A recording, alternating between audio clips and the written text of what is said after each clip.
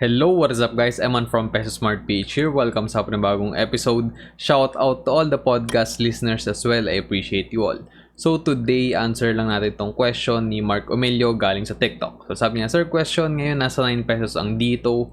Possible ba maging 4 digit siya like PLDT and Globe? Parehas naman silang telco provider. Alright, so yung quick answer dyan is no. And of course, that is just my personal opinion. Well, this can be backed din naman by certain facts na ipapakita ko sa inyo here in this video. And bakit ko sinabi na hindi? Well, unang-una, masyadong marami silang outstanding shares. And if you compare dito sa Globe and sa PLDT, sobrang konti nung shares ng Globe and PLDT. That's why na-achieve nila yung like 4 digits na price point. When it comes to dito, ayun, nasa 8.8 siya ngayon, no? And then yung kanyang market capitalization is nasa 25.1 billion pesos na. Yung outstanding shares niya is currently nasa 2.8 billion shares. And yes, pwede natin sabihin, no, in the future, maybe, I don't know, 50 or 100 years from now, if DITO still exists, yes, pwede niya makuha yung 1,000 pesos per share. Pero not in the near future. Like, in 10 years, I don't see it happening. Yes, it is possible, but it's not very feasible and not very realistic kapag we talk or like we measure it in around 5 years, 10 years, or 20, even 20 years. No? Although yes, long term na yung 20 years, I don't think na in 20 years, 1,000 pesos per share na magte-trade yung dito. So now we are looking at PLDT here. So sabi ko naman sa inyo, sobrang konti ng shares nila no, compared sa dito. So kung merong 2.8 billion outstanding shares yung dito, yung PLDT is merong 216 million lang. And then yung market cap niya currently is nasa 287 billion. Although yes, no, like more than times 10 yung market cap ng PLDT. However, yun nga, ang konti ng outstanding shares sila. And then nasa 1,300 pesos na siya tinetrade currently. Same thing naman sa Globe. So, yung market capitalization niya is almost or more than 10x ng dito. Nasa 262.4 billion pesos yan. And the outstanding shares sila is much lower, no, compared sa dito and kahit sa PLDT. So, nasa 133.6 million yan. So, yung current traded price niya is nasa 1.9 thousand pesos. Alright, so ilabas na natin yung calcu, no? So we can have a little bit more perspective kung bakit sinasabi ko na hindi masyadong possible, no? Yung 1,000 pesos na or 4 digits na price with dito. So di ba nasa 2.8 million shares yan. So add some more zeros. Kapag multiply mo yan sa 1,000, yung magiging market capitalization nila, mahalaga kasi yung market capitalization eh. So nasa 2.8 trillion na yan.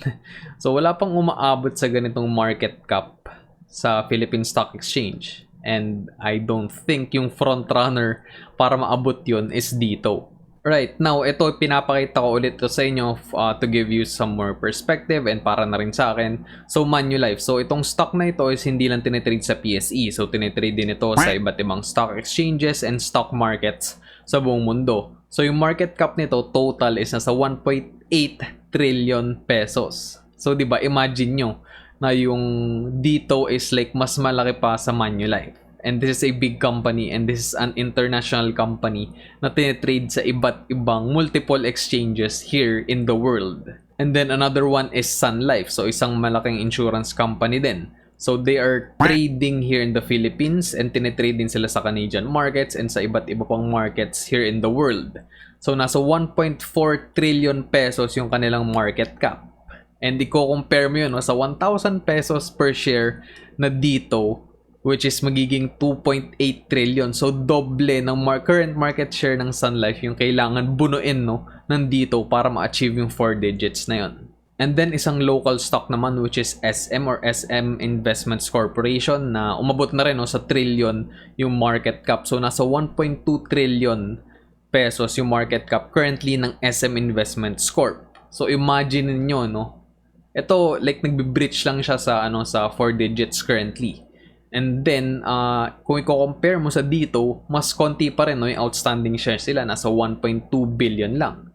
So, di ba, nasa 2.8 yung sa dito. So, mas magiging malaking company, no, or like mas valuable na company yung dito kapag ka nangyari yung 4 digits na yun compared sa SM Investments Corp. I hope my explanation made sense and sana nakatulong to sa inyo, no, to give you some perspective kung saan ba pupunta yung stock prices ng dito and syempre yung dito as a company. And ngayon silipin na rin natin, no, kung ano ba nangyari sa dito.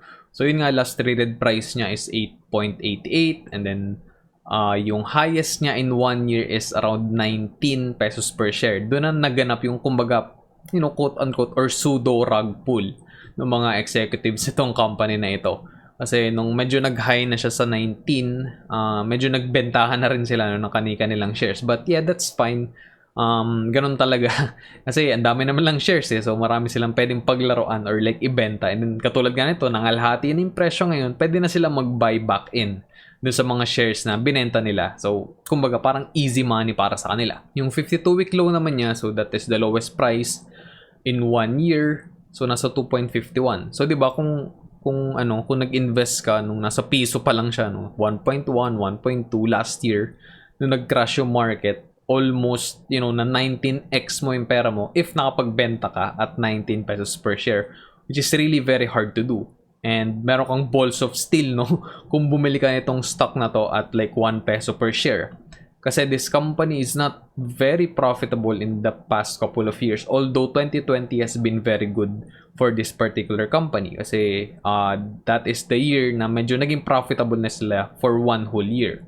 So medyo inconsistent talaga yung revenue nila. And I think ang malaking naging revenue stream nila is like yung preparation, no, para dun sa kanilang telco. So yun, kung isa ka sa mga early investors or like early na nakapasok dito sa dito nung sobrang baba pa ng price niya and then nakapagbenta ka around 15 and above, congratulations sa'yo, no? Isa kang magaling na trader and yeah, magaling kang mag-timing ng market.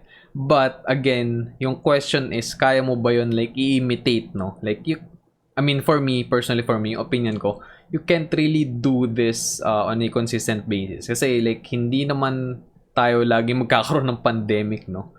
Or like hindi naman tayo magkakaroon palagi ng mga flash crash katulad na nangyari last year. And then ito, currently medyo recovered na talaga yung market and ito nga, kumbaga nag-correction na rin kahit papaano itong dito. Na-reach niya yung top, which is nasa 19 pesos per share and then currently nangalhati na ulit siya, nasa 9-ish, 8 point something pesos per share yung trading price niya. And hindi rin kasi ganun kaganda, no, fundamentally itong company na ito. Well, personally for me lang, based sa analysis ko. So, unang-una na hindi ko gusto is hindi sila nagbibigay ng dividends. And alam nyo naman ako, mahilig ako sa mga dividend-paying stocks. Although, yes, no, medyo okay na sila ngayon, currently financially. Meron silang retained earnings, so hindi naman sila nagkikeep ng retained deficit. And then, nadagdagan pa nga yan kasi nagkaroon sila ng profitability or naging profitable sila last year 2020 even though may pandemic. So that's really good for them. So nasa 71.6 million pesos yung kanilang kinita last year. Although wala silang gross revenue kasi wala naman talaga silang kumbaga binibenta na products or like binibigay na services sa mga tao and into the general public. And then, pagdating naman for the first quarter of 2021, hindi naging gano'ng kaganda, no? Although, yes, kumikita pa rin sila at around 8.2 million pesos comparing it to the numbers last year. So, medyo na-slash down yan, no? So, more than half yun nawala. So, nasa 27.7 million pesos yung kinita nila last year. And yeah, in comparison to this year, medyo lumit yan. And then silip naman tayo sa research or sa data na nasa BPI Trade kasi ito yung merong figures for the last 5 years. So wala pa dito yung 2020 unlike nung nakita nyo kanina sa PSE Edge. So 2015 to 2019. So kita nyo naman dito yung prices nung dito from 2015 to 2019. So medyo nagpa-fluctuate talaga siya. So yung earnings sila is hindi ganun kaganda, no? So kita nyo naman, no? Yung highlights, kung nakikita nyo sa screen nyo. So, lahat yan negative, lahat may parenthesis. So, ibig sabihin yan, negative yan.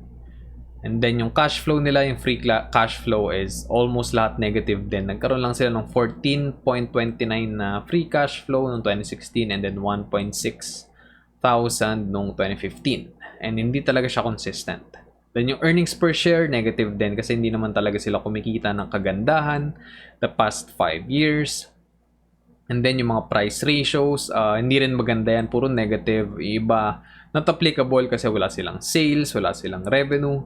And then yung PEG ratio, hindi mo rin pwedeng like pagbasihan niya, no? And kita nyo naman dito, di ba? Yung PEG ratio is dapat 1 or below. And dapat hindi siya negative. In this case, ang daming mataas. Ang naging maganda lang nilang PEG ratio is on 2016. So, isang instance lang yun no, nangyari in like the past 5 years.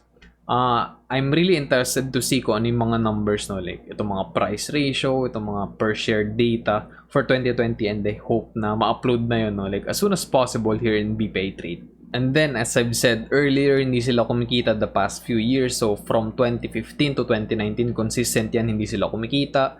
Ang pinakamalaki nilang losses is fortunately nung 2015 pa naman, no? 459 million pesos. Lumaki ulit nung 2017, 200 plus. And then 2018, kahit papano 6 million na lang. Then on 2019, 34 million. And then last year nga, maganda na kumita sila ng 70 million pesos. Kagandahan naman sa kanila, wala silang short-term and long-term borrowing. So, wala naman silang masyadong mga utang. And then lastly, share ko sa inyo itong ginawa kong spreadsheet, no, for like stocks that I'm currently watching or nasa watch list ko.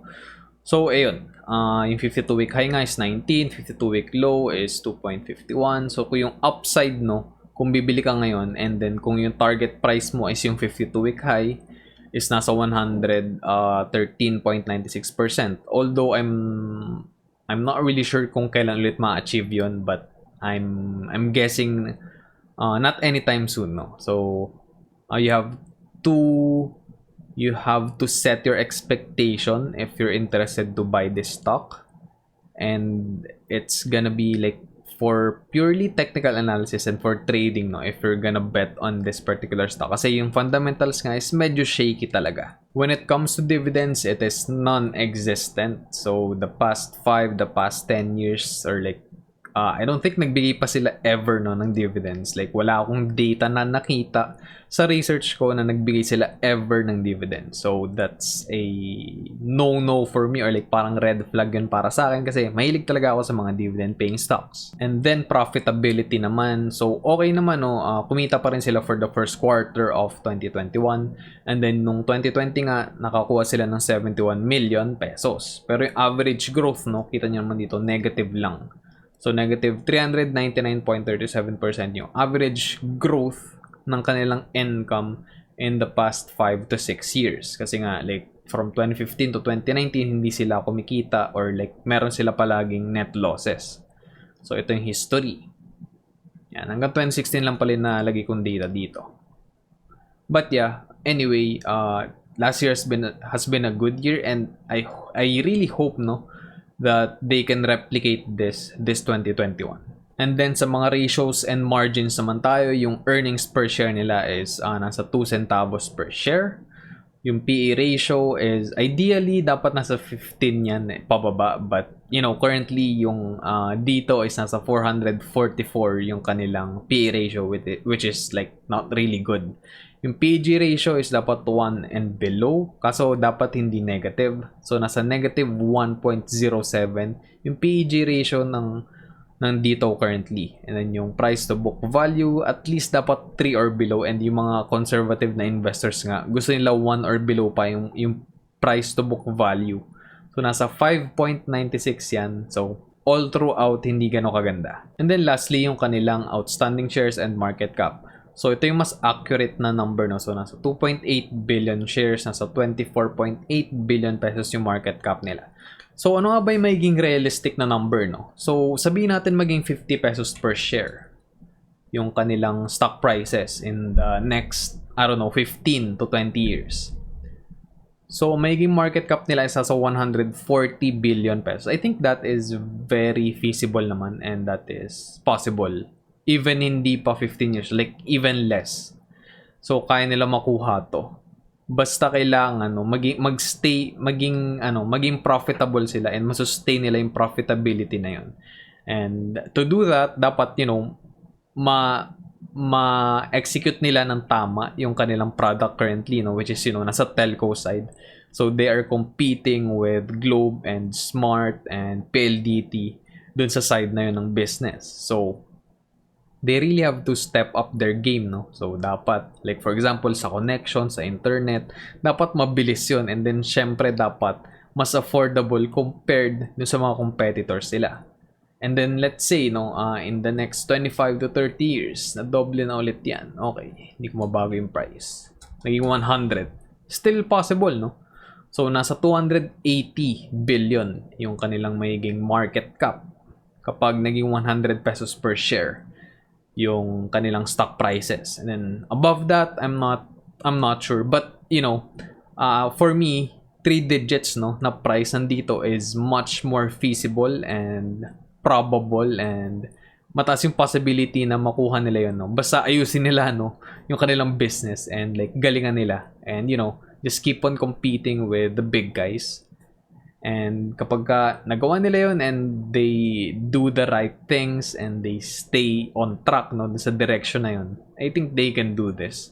But yung 1,000 pesos per share, yung 4 digits, it's a no-no for me.